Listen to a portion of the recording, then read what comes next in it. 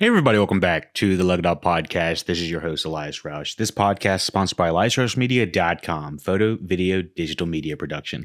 Today we're discussing The Green Knight, an A24 production.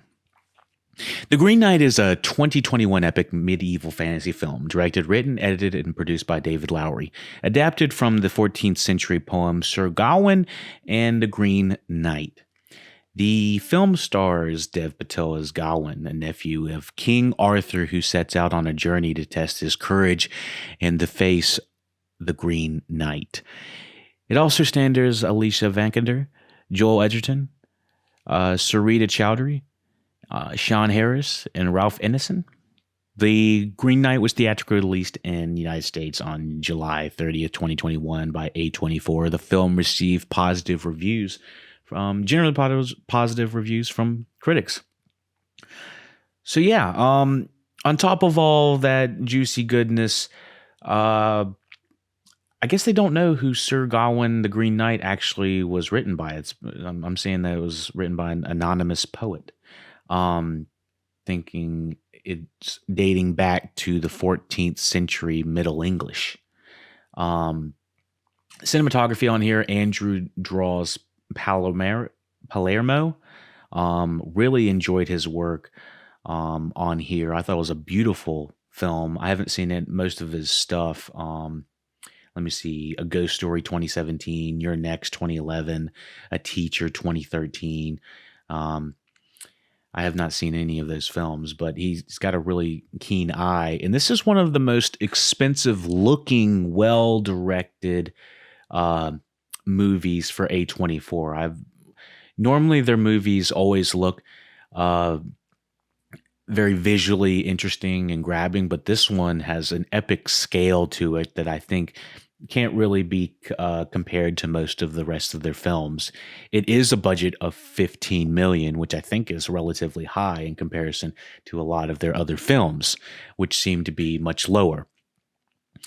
Let me see if there's anything else we got to talk about before we get into the plot. Here's production notes.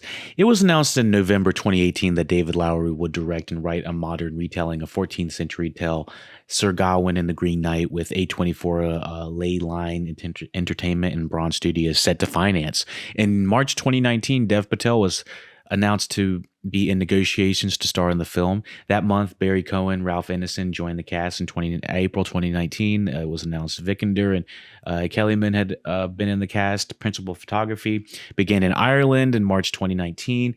Ardmore Studios and Cahir Castle County Contemporary were used as filming locations. And it was pretty interesting. Lowery is inspired by fantasy films of the 1980s, such as Willows and Excalibur, and that's exactly what this movie felt like. It was a darker retelling of these kind of movies, and obviously with the A24 kind of loomingness over it, kind of like something terrible might probably happen in a little bit. Initially, while writing the script, Lowery did not intend for Morgan Le Fay to be Gawain's mother, but felt that altering the story would allow this for her to be more naturally introduced into the narrative. Lowery stated that the intercuts of scenes of Le Fay casting the spells summons the Green Knight that were not part of the original screenplay. Actually, this kind of evoked a little bit of Dune for me. However, Lowery was impressed with the actress Sarita Chowdhury's work with the character, and the scene was written, storyboarded, and to be included in the roundtable scene. Lowery spent well over a year editing the scene together. The decision to design Le Fay's spell in the form of a handwritten letter was also due to Lowery's fondness for the letter writing, found in his other works as well. The inclusion of St. Winifred was inspired by the mention of the holy well in the original poem. The inclusion of highway robbery is an allusion to the 1975 film Barry Lyndon, while the battlefield where Gawain's first encounters the robber is inspired by the Battle of Badon. While Gawain's ultimate ultimate fate is left ambiguous at the end of the film. Lowry originally shot a more explicit and definitive ending, but felt that would affect audiences' feeling coming away from the film. Set designs such as the scene at the round table included hand-painted matte paintings to extend the set. A technical Lowry favorited a technique Lowry favorited from the films in the 80s and 90s. The time constraints with shooting forced cinematographer Palermo to set designer Jade Healy to plan on how lighting would be built into the round table scenes ahead of time. Costume designer Malgosia Tersanka drew upon South American designs where designing the crowns worn by Arthur and Guinevere. Lowry also felt that designs reinforced the saintly status of Arthur and Guinevere's representations of Christendom in the West. So yeah, there is tons of representations and illusions and metaphors and illusions and everything in between surrounding this this film, which is why I don't think I'm going to be able to give a full on review on it, a proper review on it, because one, I don't completely understand everything that happened in this movie. I mostly know the general concept, the story, but there's a lot of illusions and a lot of things that are happening in the background and metaphors that I just went completely over my fucking head. And if I didn't understand it now, I'd have to go back and rewatch it and understand it in that way. Which was saying that at the time that I'm recording this, I watched this movie in the middle of probably October, and I just didn't record it. I had been kind of putting it off for some reason, just hadn't done it. I was kind of like, I don't know this story, I don't know the review, I don't know what fucking happened. But I can give a relatively decent recap on it using the plot. But yeah, I got to say that it's been a few months since I've seen this movie, but I was left in a way that I was like, I got to say something about Sir Gawain and the Green Knight. This Green Knight film. And so when I was doing some research, this has got tons of symbolism in it. But on top of that, this is the third time it's been recreated officially. It was recreated before in let's see, adaptations. I had it pulled up for a second. Adaptations. So yeah, I had the adaptations here real quick. Hold on. Symbolism. There's so much information. I'm on the Wikipedia pages and shit. I haven't really gone through this types of full interpretations of all this stuff. Okay, so the adaptations 3 times, twice by writer-director Stephen Weeks, first as Gawain in The Green Knight in 73, and again in 84 with Sword in the Valiant of the Legend of Sir Gawain and the Green Knight. That was with Miles O'Keefe and Sean Connery as the Green Knight. So yeah, this was the third time that it's been brought back. 2 television adaptations, Gawain and the Green Knight 91 and animated Sir Gawain and the Green Knight 2002. So yeah, that's pretty interesting. They have been telling this story many times, even theatrically as well, or like in theaters. Sorry, like Broadway kind of theater, play theater. So, let's hop into the plot for this movie. Before I get in, I will say, like I said, it's a little bit over 2 hours.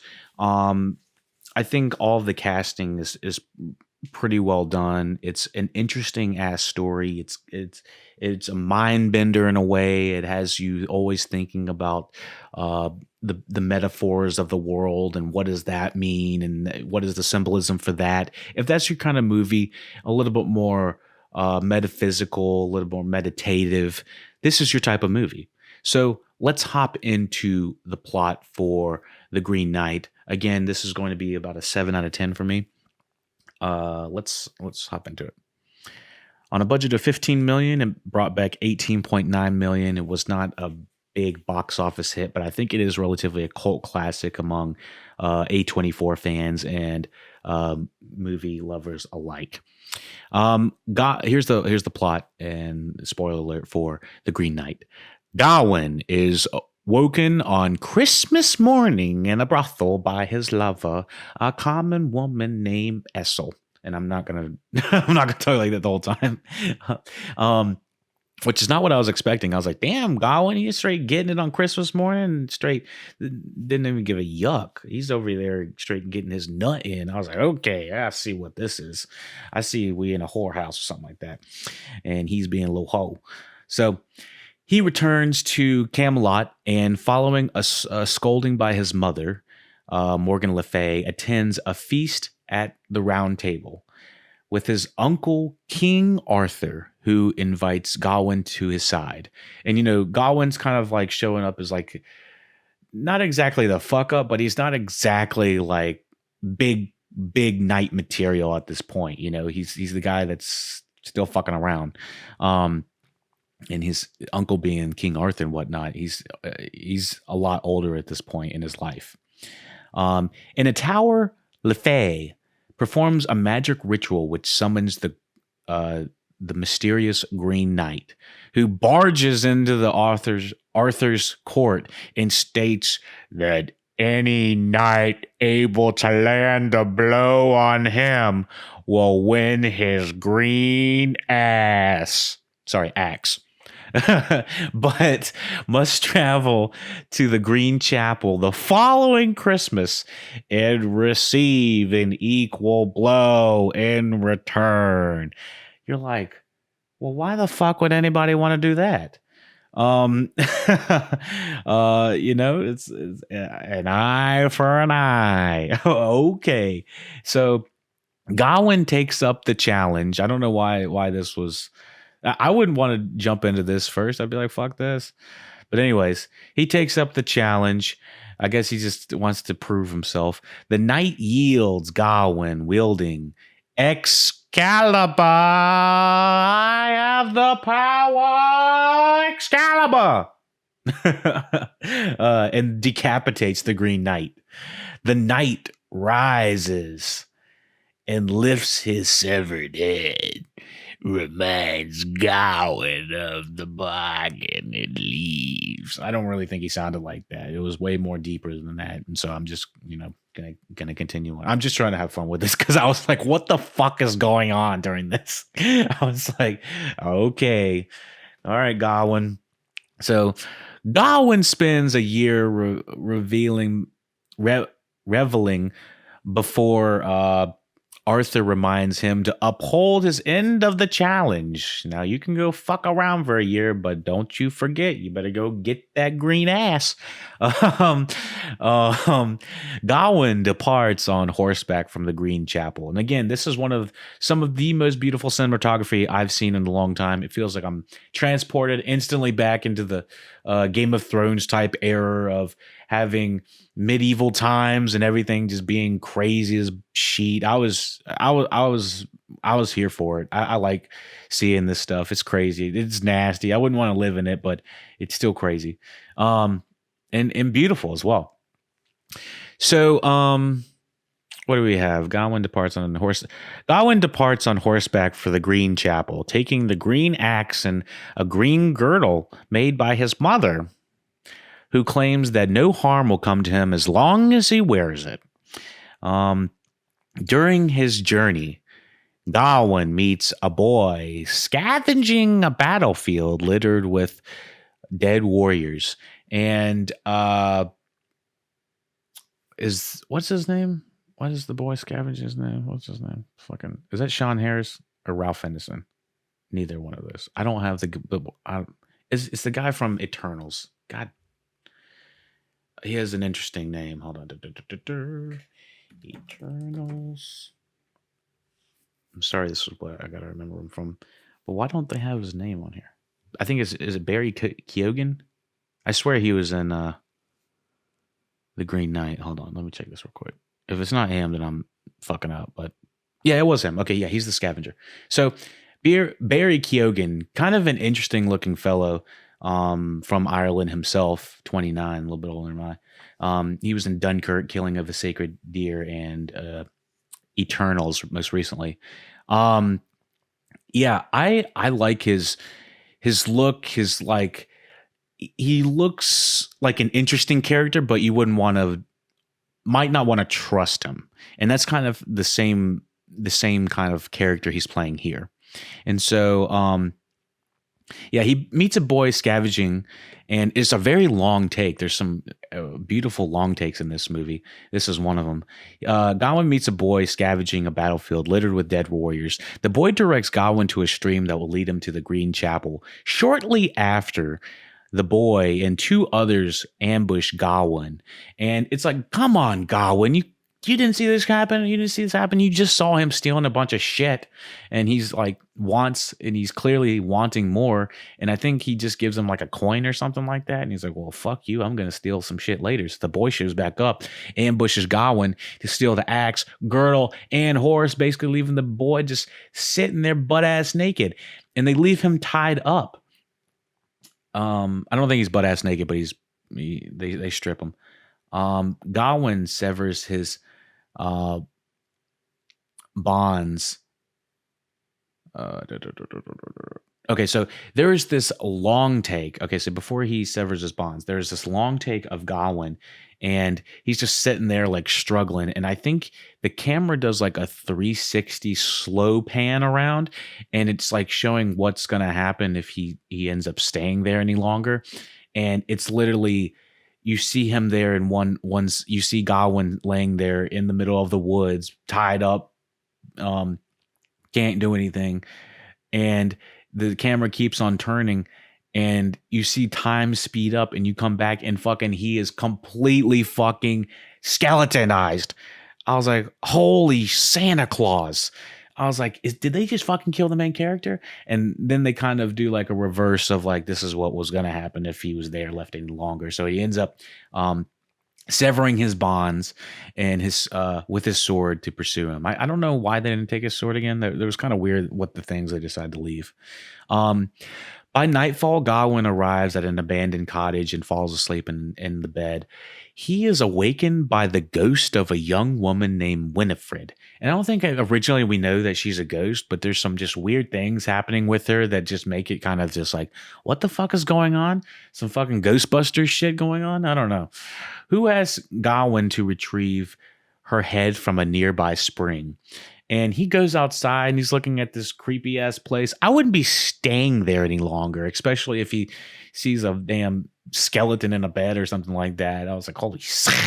But he sees her head, grabs it, gives it back to her. He's like, here's your head. And then I think she like disappears for a little bit. So she asks him to retrieve the head nearby. He reunites her skull with her skeletal remains, and in the morning finds the axe has been returned to him. Which is like, how did the axe get back to? There's a lot of things that happen in this movie. It's like, well, since you did a good deed, this is what will happen now. It's like, what? Okay. So that's kind of that. It feels like a movie kind of riddled with those scenes. It's like, well, that scene just happened. And moving on, Gawain befriends a fox who accompanies him on his journey. I was so worried about the fox. I was like, don't kill the fox. He reaches a castle inhabited by a lord who informs him that the Green Chapel is nearby if you give me some ass. Wait, what? Yeah, it's what's his name? Joel Edgerton is so horny for the Gawain. He is trying to lure him into his chambers, if you know what I mean. So the Green Chapel is nearby. Gawain accepts his invitation to stay. The Lord's lady, who resembles Isel, makes seductive overtures towards Gawain, and the Lord proposes they exchange what he obtains while hunting with whatever Gawain finds at the castle.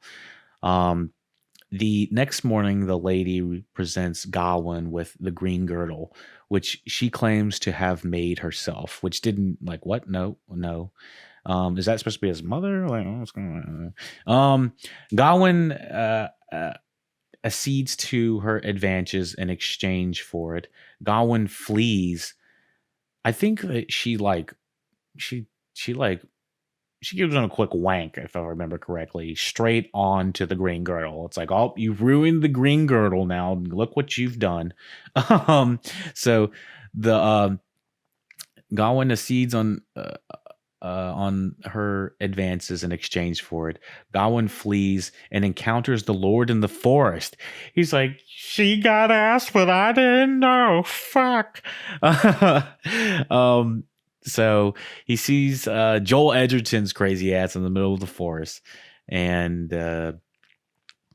what is it? Flees and encounters the Lord in the forest. The Lord kisses Gawain in return for his lady's actions, but Gawain does not give him the girdle. The Lord reveals that he has captured Gawain's fox, but releases it. I was like, don't hurt the fox. Gawain reaches a stream where a boat is waiting. The fox ends up saying, yo, and starts talking to him like, oh shit, this dude needs his blood sugar's down. He's seeing the fox is speaking. We got some weird Dr. Doolittle shit going on. So the fox is speaking, imploring Gawain to abandon the quest. Why would he abandon him at this point? And why would he follow him this far? I don't remember exactly. The fox is like inhibiting somebody, is inhibited by somebody. I don't remember exactly. He's being told something. These random people along the way teaching him lessons and stuff like that. The fox, I guess, is one. Gawain takes the boat to the chapel where he basically tells the fox to like fuck off. I feel like, I was like, why y'all gotta be mean to him? Gawain takes the boat to the chapel where the knight is seated in hibernation. And it's like, holy shit, this is like crazy. The design for the Green Knight was sick. I mean, just like fucking. And like the sound design, just like him coming awake, I was like, holy shit, this is crazy. So where the knight is seated in hibernation, Gawain waits through the night, and the Green Knight awakens on Christmas morning. It's like, well, that was convenient that he got a nice little nap in, a little nappy nap. As the knight swings the axe at Gawain, experiences a vision. In this vision, he flees back to Camelot and becomes king after Arthur's passing. Which, the more I think about this sounds so very much like the plot of Dune in a way. I mean, with the visions and the experiences and the people that he's running into, it definitely feels like of this realm. Esau bears his son, but Gawain abandons her. Sorry, Esau bears his son. Oh, sorry. He's having a flash. In this vision, he flees back to Camelot and becomes a king after Arthur's passing. Esau bears his son, but Gawain abandons her, taking the child and marrying a noble woman instead. His son comes of age and dies in battle. Oh, and the same character. Okay, so Esau is played by Alicia Vikander, and she plays his mother as well. I forgot. So, so Esau bears his son, but Gawain abandons her, taking the child to marry a noble woman instead. His son comes of age and dies in battle. Many years later, Gawain becomes a reviled king with his castle under siege and his family abandoning him. He removes the green girdle from and his head falls from his shoulders. Gawain wakes from his vision, still kneeling on the ground in the green chapel. Removing the girdle, he tells the knight he is ready to die. The knight praises Gawain for his bravery. The Green Knight drags his finger across Gawain's throat and says, while kindly smiling, "Now off with your head." as the film abruptly ends. And that, my friends, is 2021's David Lowery's The Green Knight. Honestly, after going through the recap, I think this is why I like doing podcasts and stuff like that. And the music's by Daniel Hart, by the way. I really like the music. I think I understand the movie a little bit better. I feel like he's understanding that he's ready to live. He's ready to live, thus he's ready to die. And I don't think that the Green Knight takes his head from him. He tells him he has to go live. And I love how we're able to see this vision of what possibly could happen. But also, I just found it very interesting, in a way that I was like, okay, I think that the poem is a metaphor for, ready to, to leave home, to grow, to become who you're going to become, whether it's king or other. So I honestly want to go back and rewatch the movie, knowing that I feel like this is kind of like a metaphor. In my opinion, it's a metaphor for growing up. It's a metaphor for moving on, leaving the nest, that type of thing.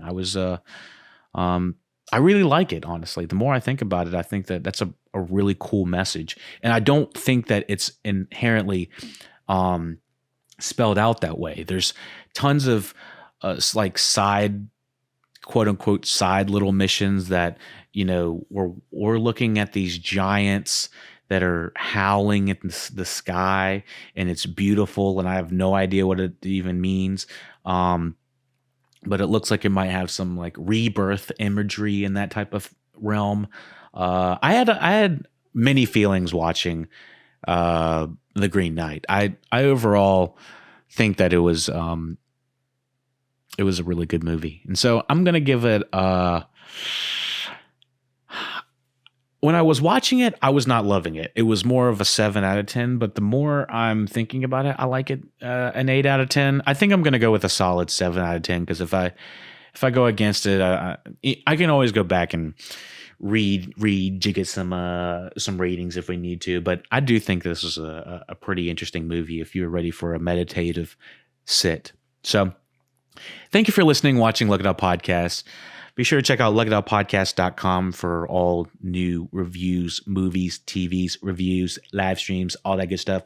LuckyDogPodcast.com. You can get the Patreon to help support the podcast, and you'll be able to get new reviews early. You can get movies that are reviewed, movies that are over 5 years old that we review. We put them on the Patreon for exclusives on there. You'll get exclusive access to early podcasts, and you'll get exclusive access to the library.